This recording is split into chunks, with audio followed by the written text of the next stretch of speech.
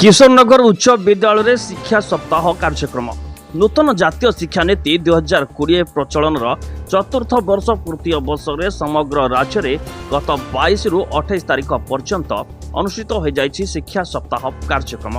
यह अवसर में एक सप्ताह धरी सरकारी उच्च विद्यालय किशोरनगर में विभिन्न कार्यक्रम अनुष्ठित हो जाइछि। शिक्षण सामग्री दिवस, मौलिक साक्षरता और संख्या ज्ञान दिवस, क्रीड़ा दिवस, सांस्कृतिक दिवस, दक्षता और डिजिटल प्रोत्साहन दिवस, इको क्लब और स्कूल पोषण दिवस तथा तिथि भोजन दिवस पालित हो जाइछि।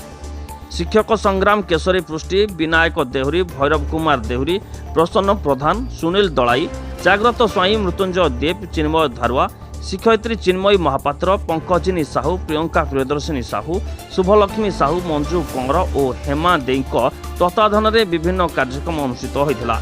ଏହି ଅବସରରେ ମା ପାଇଁ ଗଛଟିଏ କାର୍ଯ୍ୟକ୍ରମରେ ଛାତ୍ରଛାତ୍ରୀମାନେ ମା ମାନଙ୍କ ସହିତ ଚାରା ରୋପଣ କରିଥିଲେ। ପ୍ରଧାନ ଶିକ୍ଷୟିତ୍ରୀ ସୁପ୍ରଭା ସାହୁଙ୍କ ପ୍ରତ୍ୟକ୍ଷ ତତ୍ତ୍ୱାବଧାନରେ ପ୍ରତ୍ୟେକଟି ଦିବସର କାର୍ଯ୍ୟକ୍ରମ ସଫଳତାର ସହିତ ଅନୁଷ୍ଠିତ ହୋଇଥିଲା। ଏହି କାର୍ଯ୍ୟକ୍ରମ ଅବସରରେ ବିଭିନ୍ନ ଦିବସରେ ଅତିରିକ୍ତ ଜିଲ୍ଲା ଶିକ୍ଷା ଅଧିକାରୀ ଶ୍ରୀମତୀ ପ୍ରତିଭା ବାରିକ, ଅତିରିକ୍ତ ଗୋଷ୍ଠୀ ଶିକ୍ଷା ଅଧିକାରୀ ସୁଜନ କୁମାର ସାହୁ, ଜିଲ୍ଲା ପ୍ରକଳ୍ପ କାର୍ଯ୍ୟାଳୟ, ସମଗ୍ର ଶିକ୍ଷାର ମନୋଜ କୁମାର ସ୍ୱାଇଁ ଓ ଆଞ୍ଚଳିକ ସାଧନ କେନ୍ଦ୍ର संयोजक सुदाम चरण प्रधान सहित अभिभावक जोगदे छात्र मानक उत्साहित करथिले। एथिरे विद्यालयर समस्त शिक्षक और कर्मचारी एथिरे सहयोग करथिले। जीवन होची गोटे गणित बही। हमर प्रत्येक मुहूर्तर काम होची गोटे गोटे गणित।